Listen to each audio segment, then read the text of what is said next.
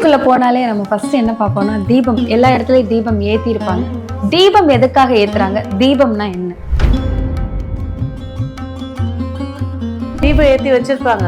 வரவங்க தீபம் ஏத்ததுக்கு தான் எல்லாம் எடுத்து தீப்பெட்டி எடுத்துட்டு வர மாட்டாங்க. அவங்க தீபத்துல இருந்து ஏத்தி வைப்பாங்க. இவங்களுக்கு சப்ஸ்டியூட்டா அவங்க ஏத்தி வைக்கிறது. ஸோ ஒரு சின்ன சின்ன விஷயங்கள்லயே நம்ம ஏத்துற தீபத்தோட பலன் அடுத்தவங்களுக்கு போறதும் நம்மளுக்கு யூஸ் இல்லாம இருக்கிறதும் இருக்கு. கிராமங்கள்ல இன்னுமே வந்துட்டு உருவம் இருக்காது. ஒரு மாட விளக்குன்னு சொல்லுவாங்க. சில வீட்டுக்குள்ள நுழையும் போதே வீட்டு வாசல்ல வந்துட்டு ஒரு மாடம் மாதிரி வச்சு இந்த குலதெய்வமோ இல்ல அவங்க வீட்டுல இருக்க கன்னி தெய்வமோ நினைச்சு ஒரு விளக்கு போடுறாங்க. அது வந்து காலம் காலமா அதை பண்ணிட்டு வராங்க. அப்படி பண்றதுனால என்ன பலன் இருக்கு? அப்போ சொல்லுவாங்க, முருகர் கோயிலுக்கு போயிட்டு வழிபாடு பண்ணிட்டு வா, கல்யாணம் முடிஞ்சிடும். அதுவும் அபிஷேக நேரமா போயிட்டு வா, விஸ்வரூப தரிசனம். அப்ப அந்த 16 தீபங்கள் காட்டுவாங்க. அதுல உங்க குறை என்னவோ அந்த தேவதை அதுல வந்து வழிகாட்டும்.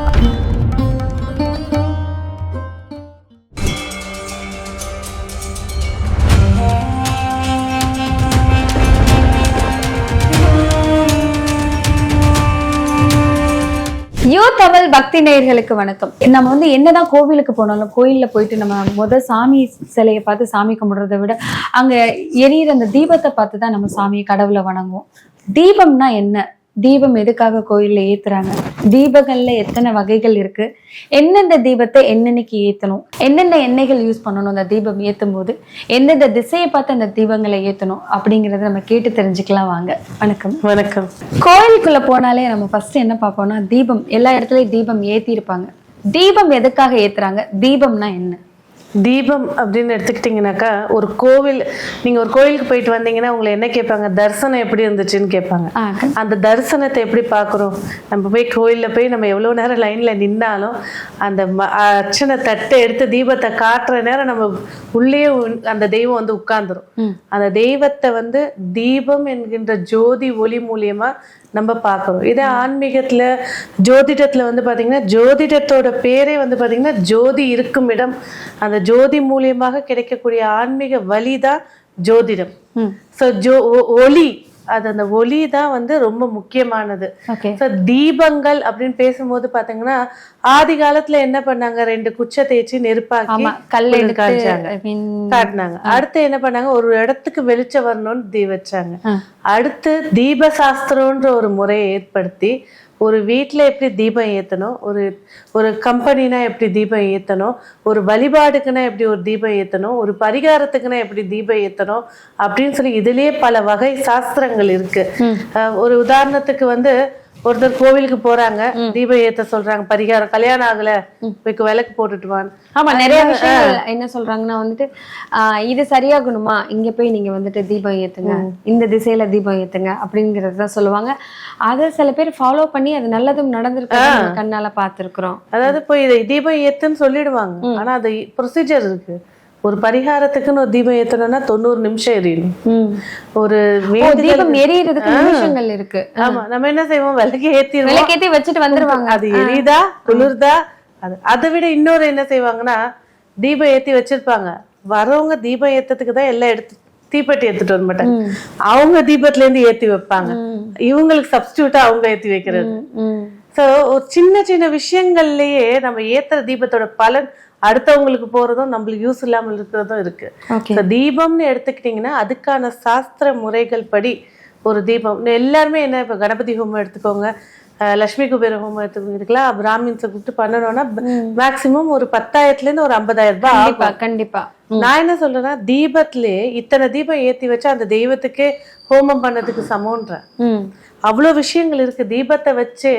அதாவது ஒரு பரிகாரத்துக்கு நீங்க 1 லட்சம் கொடுத்து பண்ற பரிகாரத்தை இந்த ஒரு தீபத்திலே நீங்க எல்லா பரிகாரத்தையும் பண்ணிக்கலாம். ஆனா அதோட முறையில செய்யும் போது வெற்றி. இதை வந்து எப்படின்னா, முருகரை பார்த்து அருணகிரிநாதர் பாடுறாரு, தீப ஜோதி தீப மங்கள ஜோதியே அப்படின்னு சொல்லி திருப்புகள்ல தீபத்தை அவ்வளவு ஒஸ்தியா முருகருக்கு நிகரா வச்சு அவர் பாடுறாரு. தீப மங்கள ஜோதியே போற்றி அப்படின்னு அருணகிரிநாதர் வந்து திருப்புகள்ல அவர் பாடி வச்சிருக்காரு. அதாவது தீபம்ன்றது வந்து இறைவனுக்காக சேர்க்கப்பட்டது. அதுக்கு முன்னாடி தீபத்தை தான் தெய்வமாவே கும்பிட்டாங்க. ஆமா ஆமா. நிறைய கோயில்ல கிராமங்கள்ல இன்னுமே வந்துட்டு உருவம் இருக்காது. ஒரு மாட விளக்குன்னு சொல்லுவாங்க.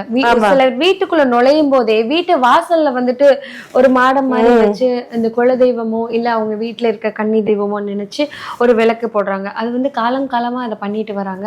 அப்படி பண்றதுனால என்ன பலன் இருக்கு? அது வந்து காவல் தீபம், நம்ம அதை டீட்டெயிலா பார்ப்போம். ஆனா நம்மளுடைய முதல் இயற்கை கடவுள் எதுனா தீபம் தான், இயற்கையான கடவுள். ஆமா, நீங்க இயற்கையோட இப்ப நிறைய பேர் நான் கோயில் போக மாட்டேன் இதெல்லாம் செய்ய மாட்டேன்னு ஒண்ணும் இல்ல, வீட்டுல ஒரு விளக்கு ஏத்துங்க போதும், அதுவே நிறைய விஷயங்களை மாத்தி கொடுக்கும். கண்டிப்பா. அந்த விளக்குலயே வந்து பாத்தீங்கன்னா இப்ப உள்ள சூழல்ல வந்து எல்லாருமே ஒர்க் பண்ண ஆரம்பிச்சிட்டாங்க. முன்னெல்லாம் வந்து விளக்கு என்னன்னு தனியா செக்குல ஆட்டி எடுத்துட்டு வருவாங்க. விளக்கு கேட்கணும்னு எனக்கு இந்த கொஸ்டின்ஸ் இருக்கு. அந்த காலத்துல எல்லாம் வந்துட்டு விளக்கெண்ணெயில மட்டும்தான் விளக்கு போட்டாங்க எல்லா கோவில். அந்த விளக்கு போட்டு அந்த விளக்கெண்ணெயில ஏறினோன்னு அந்த இடம் வந்து கருப்பு கலர்ல பச்சை கலர்ல ஆயிரும். அதை நெத்தியில எடுத்து வச்சுப்பாங்க. குழந்தைங்களுக்கு பொட்டு வைக்கும் போது மயில கிளச்சி இந்த மாதிரி எல்லாம் யூஸ் பண்ணுவாங்க. இப்ப வந்துட்டு 5 எண்ணெய்கள் கலந்த எண்ணெய் கலந்து இந்த தீபத்தை ஏத்துறதுக்கான எண்ணெய் அப்படின்னு சொல்லிட்டு எல்லா இடத்துலயுமே விற்கிறாங்க. முக்கியமா எந்த எண்ணெயில தான் தீபம் போடணும்? அதாவது ஃபர்ஸ்ட் வந்து இறைவனுக்கும் அம்பாளுக்கும் தான் இந்த 5 வகை எண்ணெய். அந்த 5 வகை எண்ணெயும் நம்ம டீட்டெயிலா பார்ப்போம். அதே போல வந்து வீட்டுல நீங்க விளக்கேத்துறீங்கன்னா 3/4 நெய்யில தான் விளக்கேற்றணும். ஏன்னா அமைதியும் நிம்மதியும் செல்வ வளர்ச்சியும் ஐஸ்வர்யமும் தரக்கூடியது நெய். நெய்யில தான் வீட்டுல காமாட்சம்மா இருக்கா, நெய் ஊத்தி விளக்கேத்துங்க. நல்லெண்ணெய் ஏத்துறது வந்து என்ன தெரியுங்களா, காவல் தெய்வங்களை கூப்பிடுறதுக்கு, எல்லை தெய்வங்களை கூப்பிடுறதுக்கு. பைரவர், பிரத்யங்கரா, காளி தேவி கோயில் போங்க, அங்க போய் யாராவது நெய்தலுக்கு போட்டு பாத்துருக்கீங்களா? இதே தட்சிணாமூர்த்தி கோயில், முருகர் கோயில் போய் பாருங்க, நெய் விளக்கு ஏற்றுவாங்க. ஒவ்வொரு தெய்வத்துக்கு அழைக்கக்கூடிய முறை இருக்கு. இப்ப நீங்க ஒரு வீட்டுல ஒரு கல்யாணம் வச்சிருக்கீங்க, சம்பந்திக்கு பத்திரிக்கை வைக்கும் போது எப்படி வைப்பீங்க, பக்கத்து வீட்டுக்காரங்க பத்திரிக்கை வைக்கும் போது எப்படி வைப்பீங்க? கண்டிப்பா. அப்போ ஒரு தெய்வத்தை எந்த முறையில அழைக்கணும் அது ஒரு விஷயம் இருக்கு. எந்த தீபம் போட்டு அழைத்தால் தெய்வம் உடனே வந்து உட்காரும் அப்படிங்கறதும் இருக்கு. அதை வந்து உபாசனையில இருக்கிறவங்களுக்கு அதை பத்தின விஷயங்கள் நிறைய தெரியும். இப்ப நீங்க ஒரு வீட்டுக்கு போகும்போதே வைப்ரேஷன் அதிகமா இருக்கும். அந்த வைப்ரேஷன் வந்து இறைசக்தி, அவங்க சாமி கும்பிட்றாங்களோ இல்லையா, ஆனா உள்ள போனா இப்ப ரொம்ப ஆன்மீகமா இருக்கு அப்படின்னு சொல்லுவாங்க. ஒரு வீட்டுக்கு போகும்போது ஒண்ணுமே இருக்காது, ஆனா அவங்க விளக்கு ஏத்திட்டு இருப்பாங்க, எல்லாமே பண்ணிட்டு இருப்பாங்க. ஆனா அங்க ஏத்தக்கூடிய தீபத்தோட விஷயம் தான் அந்த இடத்தோட வைப்ரேஷனு. துர்சக்தியே உள்ள வந்தாலும் தீபம் எரியிற வீட்டுக்குள்ள வராது. தீபத்துக்குன்னு ஒரு தேவதை இருக்காங்க, அந்த தேவதை தான் தீப ஜோதி தேவதை. அந்த தீபம் ஏத்தும் போது நம்ம மங்கள வார்த்தைகளை சொல்லி ஏத்தணும். அது ஏத்துற தீபம் அந்த அணையிற வரைக்கும் அந்த வைப்ரேஷனை கொடுக்கும். அததான் இப்ப வெஸ்டர்ன்ல அரோமா தெரப்பின்னு கொண்டு வந்திருக்காங்க. அரோமா தெரப்பி, லாவெண்டர் கேண்டில் ஏத்துங்க, குழந்தைங்க படிக்க ஆரம்பிச்சிருவாங்க. வீட்டுல லெமன் கிராஸ் கேண்டில் ஏத்துங்க, கணவன் மனைவி ஒத்துமையா இருப்பாங்க. இது எல்லாம் இங்கேருந்து வந்ததுதான். நம்ம ஜவ்வாது, மஞ்சள், சந்தனம் இதெல்லாம் வாசப்படியில வைப்போம் மங்களகரத்தை வரைக்கிறது. சயின்ஸா சொன்னா பூச்சி பொட்டுங்க வராது, அதுக்குன்னு வைப்போம். இவங்க வந்து இது அரோமா தெரப்பின்னு அதை ஒரு டாபிக்கா கொண்டு போயிட்டு பெரிய லெவல்ல பேசிட்டு இருக்காங்க. எல்லாம் நம்ம இதுல இருந்து வந்ததுதான். அப்புறம் ஒரு கேள்வி இருக்கு மேம். தீபம் வந்துட்டு சனீஸ்வர பகவான்னா எள்ளு தீபம் போடணும், முருகன், தட்சிணாமூர்த்தி இவங்களுக்கு எல்லாம் நெய் தீபம் போடணும். அம்மன் கோவில்ல பார்த்தா வந்துட்டு 5 எண்ணெய் கலந்த தீபம் போடணும். தீபங்கள்ல எத்தனை வகைகள் இருக்கு? தீபங்கள் வந்து பாத்தீங்கன்னா இறைவனுக்கு காட்டக்கூடிய தீபங்கள் 16 வகை இருக்கு. நீங்க வந்து ஒரு சாமிக்கு வந்து ஒரு அர்ச்சனை முடிச்சு தீபம் ஏத்துவாங்க. ஒரு தீபம், நாக தீபம், புஷ்ப தீபம், விஷ்ட தீபம், அந்த மாதிரி சரி 16 தீபம் இருக்கு. அந்த தீபம் காட்டும் போது அந்த தீபத்துக்கு உண்டான தேவதை வந்து நிற்கும், அதுவும் சேர்ந்து இறைவனை வணங்கும். அந்த நேரத்துல இறைவனும் சரி அந்த தேவதையும் சரி நம்மளுக்கு ஆசீர்வாதத்தை கொடுக்கும்.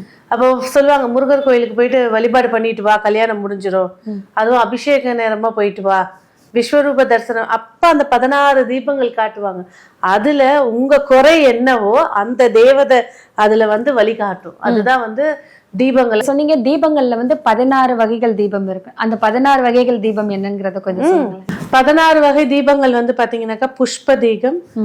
புஷ்ப தீபம் வந்து பிரம்மனுக்கு, அதே அந்த தீபத்துல வந்து உட்கார்ற தெய்வம் வந்து பிரம்மா. அதுக்கப்புறம் வந்து புஷ்ப மிருக தீபம்னு ஒண்ணு காட்டுவாங்க, அது வந்து கலைமகள் வந்து உட்காருவா. அடுத்தது வந்து பாத்தீங்கன்னா நாக தீபம், நாகராஜர் வந்து உட்கார்ந்துருப்பார். சர்பதோஷங்கள் இருக்கிறதுலாம் அந்த தீபம் காட்டும் போது நின்னா எப்பேற்பட்ட தோஷத்தோட வீரியத்தை குறைச்சு கொடுத்துரும். அதுக்கடுத்து வந்து பாத்தீங்கன்னாக்கா கஜ தீபம், விநாயகர் வந்து உட்காருவாரு. அடுத்தது வந்து வியாக்கர தீபம், பராசக்தி வந்து உட்காருவா. அடுத்தது வந்து ஹம்ச தீபம், பிரம்மனுக்கு வந்து 5 தலை இருக்குன்னு நமக்கு தெரியும். அது ஒரு தலையை கிள்ளுனதுதான் சிவபெருமான். இந்த ஹம்ச தீபத்துல பிரம்மா வந்து 5 தலையோட வந்து உட்கார்றதா ஒரு ஐதீகம். அடுத்தது வந்து பாத்தீங்கன்னாக்கா சிம்ம தீபம், துர்கை வந்து உட்காருவா. அடுத்தது வந்து சூல தீபம், மும்மூர்த்திகள் வந்து உட்காருவாங்க. அடுத்தது வந்து பாத்தீங்கன்னாக்கா துவாஜா தீபம், வாயு பகவான் வந்து உட்காருவாரு. வருஷ தீபம், அதாவது ரிஷி பிரம்மர் வந்து உட்காருவாரு. பிரம்ம தீபம், துர்காதேவி வந்து உட்காருவா. குக்கட தீபம், கந்த பெருமாள் வந்து உட்காருவாரு. கூர்ம ரூபம் தீபத்துல வந்து மகாவிஷ்ணு வந்து உட்காருவாங்க.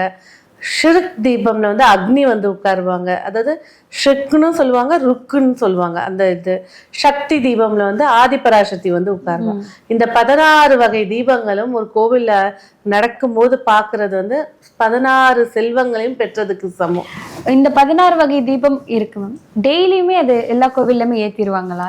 டெய்லியுமே அந்த கோயில்ல இருக்க மூலவருக்கு வந்து இந்த 16 தீபமே காமிப்பாங்களா? விஸ்வரூப தரிசனம்னு காட்டுவாங்க. அதாவது ஒரு தெய்வத்துக்கு வந்து பாத்தீங்கன்னா இப்ப கந்த சஷ்டி போனீங்கன்னு வச்சுக்கோங்களேன், முருகருக்கு அபிஷேகம் எல்லாம் முடிச்சிட்டு கடைசி அந்த 16 தீபத்தை காட்டுவாங்க. அந்த தெய்வத்துக்குண்டான நேரத்துல பண்ணும்போது பாத்தீங்கன்னா இன்னும் சிறப்பா இருக்கும். இப்ப நீங்க முருகரை பார்க்க போறீங்க, விசாக நட்சத்திரம் அன்னைக்கு போய் பாருங்க, முருகரே சந்தோஷமா உட்கார்ந்துருப்பாரு. ஒவ்வொரு தெய்வத்துக்கும் ஜென்ம நட்சத்திரம்னு இருக்கு. விநாயகரை பார்க்க போங்க, அஸ்த நட்சத்திரம் அன்னைக்கு பார்க்க போங்க, விநாயகர் ஜாலியா, உங்க பர்த்டேனால எப்படி இருப்பீங்க அந்த மாதிரி இருக்கும், பரிபூரண அருள் நிறைஞ்சது. அப்ப வந்து பாத்தீங்கன்னா இந்த அபிஷேகங்கள் முடிச்சதுக்கு அப்புறமா இந்த 16 வகையான தீபத்துல பாத்துருப்பீங்க, ஒரு பெரிய கும்பத்துல தீபம் காமிப்பாங்க, அதான் கஜ தீபம், லைனா இருக்கும். அது மொத்தமே ஒரே இதுவா 16 இருக்கும். அதுல அது எல்லாமே வந்து இந்த தீபங்கள்ல உள்ளதுதான். அந்த தீபம் காட்டுறதே அந்த தேவதை வந்து உட்காரணும், மக்கள் வந்து ரெண்டுத்துக்கும் ஆசீர்வாதம் பண்ணணும்ன்றதுக்காக தான் இந்த விசேஷம்.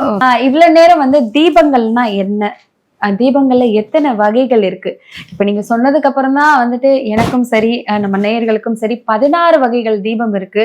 அது வந்து அந்தந்த வேளையில எல்லா கோயில்களும் ஏத்துவாங்க அப்படிங்கிற விஷயம் சொன்னீங்க.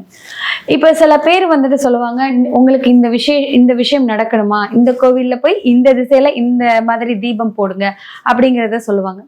தீபங்கள் ஏத்தும் போது ஏதாவது முக்கியமா மந்திரங்கள் இருக்கா? இந்த மந்திரம் சொல்லிதான் தீபம் ஏத்தணும்னு ஏதாவது வழிமுறை இருக்கா?